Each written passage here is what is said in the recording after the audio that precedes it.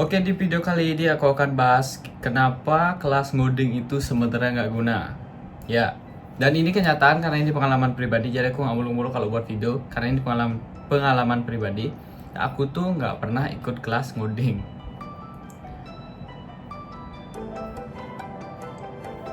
Jadi kalian nggak usah kemakan marketing manapun, nggak usah kemakan orang-orang yang punya kelas. Cukup kalian dengerin saranku aja, kalian bakal bisa ngoding tanpa beli kelas, tanpa kalian ngeluarin uang, cuma pakai internet, cuma pakai kuota, udah itu aja kalian bisa belajar ngoding. Dan ini sebenarnya disclaimer ya.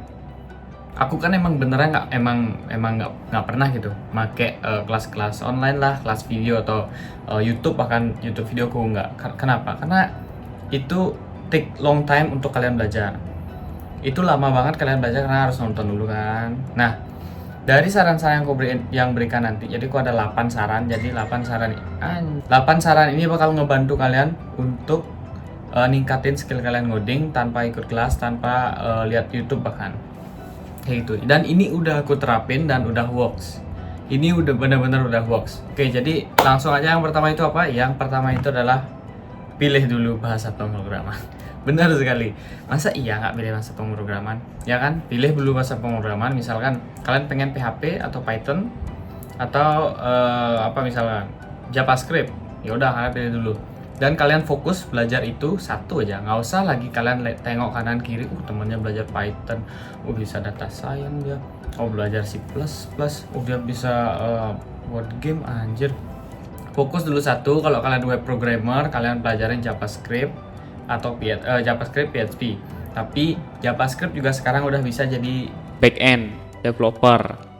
Jadi JavaScript itu udah bisa kayak PHP. Jadi kalian nggak perlu belajar PHP kalau mau fokus di JavaScript. Pelajarin JavaScript aja satu. Untuk backendnya nanti frameworknya nyesuaiin, misalkan Node.js atau frontendnya React.js. Itu apalagi itu sama, itu cuma framework aja.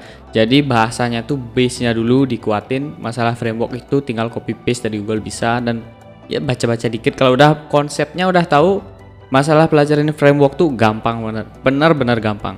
Oke, misalkan nih kalian belajar JavaScript kan, JavaScript. Lanjut ke poin yang kedua. Poin yang kedua itu mending belajar langsung dari dokumentasi resminya. Misalkan JavaScript, ya udah cari JavaScript webnya di mana gitu. Misalkan Node.js nih, cari webnya Node.js tuh, cari documentationnya langsung. Misalkan React, belajar dari React langsung, langsung ke bahasa pemrogramannya. Jangan, ini kebanyakan orang nih ya.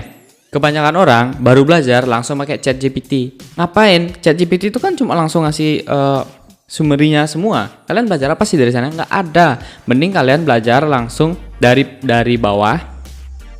Dari dokumentasinya langsung. Misalkan kalau aku nih PHP Laravel, aku langsung cari documentation-nya gitu. Nggak ngapain how to bla bla bla. Ngapain, langsung aja cari documentation-nya. Misalkan routing, belajar routing nih. Cari aja di JavaScript routing gitu, udah dapat. Misalkan PHP Laravel, cari aja routing Laravel gitu, dapat. Migration dapat. Misalkan Node.js, langsung migration dapat. Langsung aja pelajarin ini gimana, pemakaiannya gimana, langsung aja gitu. Langsung konsepnya, nggak usah ribet deh gitu, nggak usah ribet isi how to bla bla bla bla.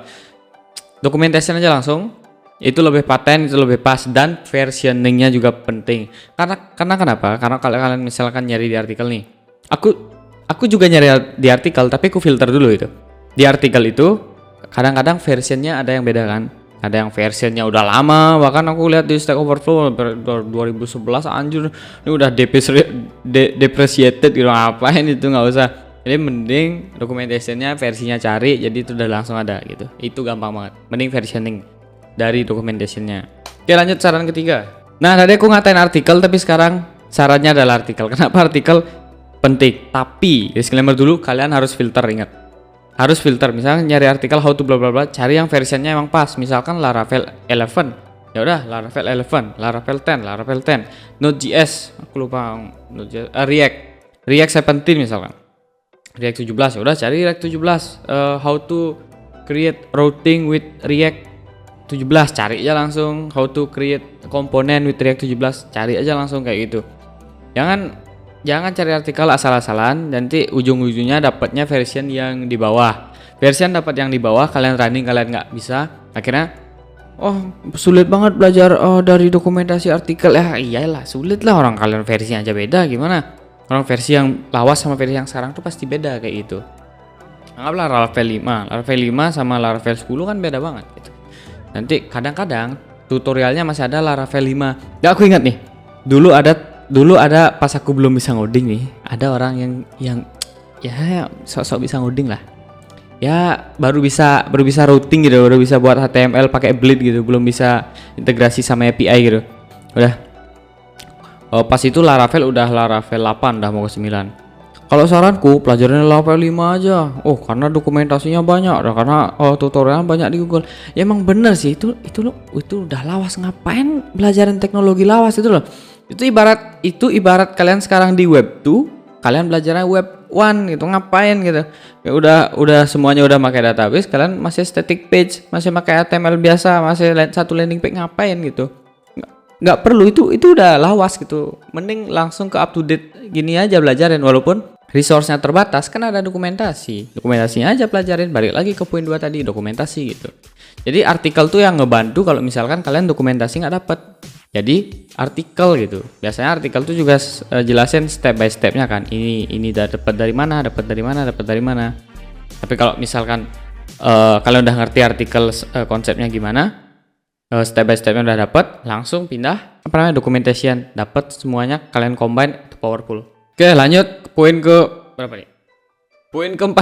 Poin keempat itu kalau kalian tahu W3 School, kalian bisa pakai W3 School. Tutorials point atau Geeks for Geeks kalau nggak salah, itu juga nyediain tutorial. Mungkin ini related sama artikel tadi, jadi langsung nyediain tutorialnya langsung gitu. Kayak aku bilang tadi, step by stepnya langsung dijelasin. Kalian cari aja di W3 School, misalkan kalian pengen belajar apa, JavaScript atau apa gitu, cari aja di W3 School. Itu W3 School tuh ibaratnya documentationnya, tapi udah diringkas gitu loh, udah lebih gampang dibaca di W3 School. Dan itu emang buat beginner, jadi kalian bisa pakai W3 School juga, itu recommended juga. Karena dulu aku pakai W3 School juga pas aku belajar ngoding.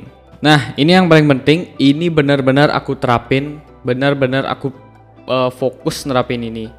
Itu poin selanjutnya, poin 6 adalah buat project sederhana. Karena kalau kalian belajar aja baca dokumentasi, baca 1 2 3 migration routing bla bla bla, soal masukin semua kotak kalian tuh, tapi kalian nggak implementasi, yang ngapain? Nggak guna kan, rugi tuh. Jadi mending kalian pas mau belajar tuh, kalian tahu mau buat apa dulu. Pertama penting tuh, misalkan kalian mau buat portfolio, terlalu gampang portfolio. Sosmed sederhana deh. Dulu aku baru belajar programming tuh, aku belajarnya buat sosmed, buat buat Twitter. Twitter aku clone. Kok bisa? Ya bisa. Padahal aku belum tahu ngoding sama sekali loh pas itu. Belum tahu. Jadi cari aja satu-satu. How to, misalkan dari front end nih, how to make header, misalkan cara membuat header tuh kayak gimana, cara membuat komponen button gitu misalkan, itu gimana. Cari aja tutorial satu-satu, gabungin. Kalian nggak bisa belajar satu hari, bener. Kalian belajar tuh ya bisa setahun, bisa 6 bulan ya, misalkan dari benar-benar dari nol ya, 3 bulan ya paling cepet tuh udah pro banget tuh. Tapi kalau kalian udah nguasain konsepnya, belajar bahasa baru tuh 1 bulan aja udah, ngapain, nggak usah lama-lama. Misalkan buat apa, clone sosmed misalkan, kak aku bilang tadi tuh, clone sosmed itu cari dulu satu-satu. Habis itu ke backendnya, cari dulu cara buat login tuh gimana dengan JavaScript, dengan Node.js misalkan, cara buat login gimana. Terus habis login, apalagi ya fitur yang dibutuhin ya, kalian list tuh satu-satu. Post, cari dulu how to make post. Nah, kalian udah masuk ke step sebelum yang aku bilang tuh, artikel sama tutorial tuh. Nggak dapat di tutorial, balik lagi ke dokumentasinya, cari langsung.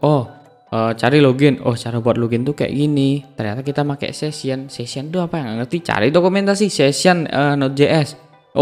Ternyata untuk pakai nyimpen sesuatu di session, misalkan nyimpen data user atau apa gitu caranya. Jadi step by step tuh, jangan langsung tembak ChatGPT. Ngapain? ChatGPT tuh bikin manja gitu loh. Jadi nggak ada programmer manja, nggak ada ngapain. Itu buat project sederhana tuh penting. Jadi kalian harus tahu kalian mau buat apa. Kalau kalian nggak tahu mau buat apa, ya nggak ada gunanya belajar. Ngapain? Jadi kalian perlu tahu kalian mau buat apa, kalian mau kemana. Ibaratnya kalian bajak laut nih, kalian harus tahu mau ke pulau mana, mau nyari harta karun apa, kayak One Piece lah, mau ke Raftel itu. Tahu dia mau ngapain gitu loh. Ya lewatin semua prosesnya. Dan kalian juga harus tahu, aku mau buat web apa? Oh, aku mau cloning Twitter. Ya udah, cloning Twitter, step by stepnya apa? Buat button, buat HTML, buat login, buat posting kayak gimana, buat chat nanti misalkan, buat komen, fitur komen itu kayak gimana. Cari gitu pelan-pelan belajarnya. Jangan manja gitu loh. Pelan-pelan karena ada step by stepnya tuh belajarnya gitu. Lanjut poin ke-6. Ini sebenarnya udah masuk ke debugging. Jadi debugging itu nyari bug atau nyari error yang kalian nggak temuin di codingan. Yang kalian cari misalkan bug error, argumen bla bla bla not found bla bla bla. Kalian copy paste, kalian pasti Google ketemu Stack Overflow. Selanjutnya ini poin selanjutnya ini adalah Stack Overflow. Stack Overflow itu untuk dapetin solving errornya tuh gimana sih gitu. Oh, ini caranya solving error ternyata. Oh, solving error tuh kayak gini. Jadi dari error yang kalian temuin itu ternyata ada yang kurang nih, nambahin ini. Udah tambahin, copy paste dari Stack Overflow, paste. Copy paste itu wajar di programming, jadi nggak apa-apa. Jadi kalau kalian Stack Overflow kalian copy paste itu nggak apa-apa. Jadi aman. Pokoknya yang penting codingnya jalan dan kalian ngerti konsepnya. Udah itu aja. Simple kan? Stack Overflow.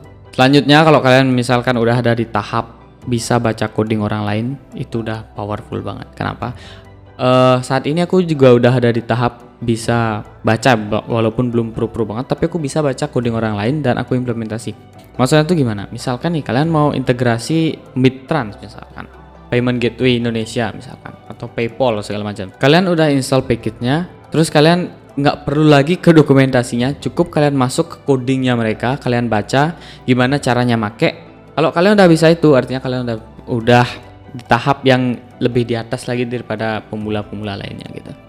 Dan itu cara belajar orang yang benar-benar udah ngerti konsepnya gitu. Jadi kalau kalian masih pemula, mungkin nanti aja nih step-stepnya ini, step yang aku bilang sekarang ini mungkin nanti aja.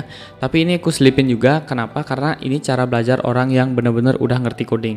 Jadi mereka tuh nggak perlu lagi lihat dokumentasi banyak-banyak. Mungkin beberapa aja yang emang bener nggak ada, mungkin stuck atau gimana. Dia langsung aja masuk ke codingnya tuh, ke package-nya tuh, tinggal cari-cari aja. Oh ini function ini bisa dipakai di sini. Oh ini function ini ternyata panggil function ini. Oh ternyata panggil function ini. Udah aku skip function ini, aku cari function. Oh banyak pokoknya. Jadi kalau kalian udah ada tahap di sini, udah ngerti konsepnya, kalian bisa pakai ini nanti. Dan ini powerful banget. Semakin kalian nyelam into deep, lebih ke dalam lagi, kalian bakal lebih paham lagi gimana caranya pakai coding orang lain tuh bekerja di coding kalian sendiri kayak gitu. Nah, step terakhir. Ini step yang paling banyak orang suka pasti. Kenapa? Karena ini adalah ChatGPT. By the way, aku jarang banget pakai ChatGPT. Bener-bener kalau udah stuck baru aku pakai ChatGPT. Karena kenapa? Karena kalau aku membiasakan diriku pakai ChatGPT, aku bakal jadi programmer yang manja, guys. Manja banget.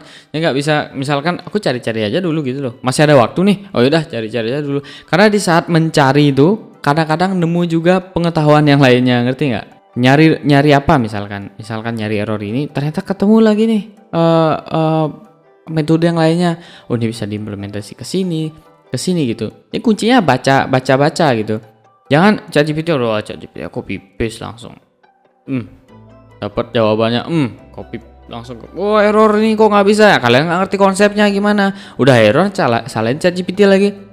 Makanya kalian harus tahu konsepnya dulu, makanya belajar dokumentasi dari pertama step by step. Nanti ChatGPT itu paling belakang. Kalau kalian benar-benar udah stuck, udah nggak bisa lagi, benar-benar udah cari sampai Google tuh semua udah ungu, kalian klik semua tuh nggak ada, baru tanya ChatGPT. ChatGPT pun kalian harus filter dulu, ini benar nggak ini codingnya nih. Dan ngeprompt di ChatGPT itu ada tekniknya juga, ya nggak asal copy paste codingan terus how to solve, enggak. Kalian harus kasih tahu dulu dataset kalian tuh kayak gimana, kalian harus kasih tahu dulu style coding kalian tuh gimana, biar langsung dijabarin sama ChatGPT tuh bener gitu loh, jadi nggak salah gitu. Kayak gitu caranya belajar. Jangan manja deh, jangan apa baru belajar coding udah ChatGPT, how to build website in 5 minutes with ChatGPT. Siapa sih yang buat web pakai ChatGPT beneran deh? Siapa sih? Nggak ada nggak? Ya ada sih yang dipakai konten itu ada banyak. Tapi ChatGPT, kemarin aku pakai ChatGPT coba iseng generate webpage, hancur tuh webpage-nya. Orang kadang-kadang stupid juga ChatGPT gitu kalau dipakai untuk hal itu. Tapi pakai debugging tuh bagus. Pakai debugging aja buat ngebantu programmer. ChatGPT itu bukan pengganti programmer tapi membantu programmer biar kerjanya lebih cepat daripada sebelumnya. Udah itu aja. Tapi juga harus pintar pakai ChatGPT, kalau nggak ya ngapain ya percuma juga gitu. Oke, itu aja mungkin untuk video kali ini. Aku udah 20 menit kurang bacot di sini. Jadi video kali ini udah sampai situ aja. Jadi nanti kalau kalian mau video selanjutnya, kalian bisa request di bawah ini. Ya aku nggak kayak YouTuber lainnya ya. Jadi udah bye bye.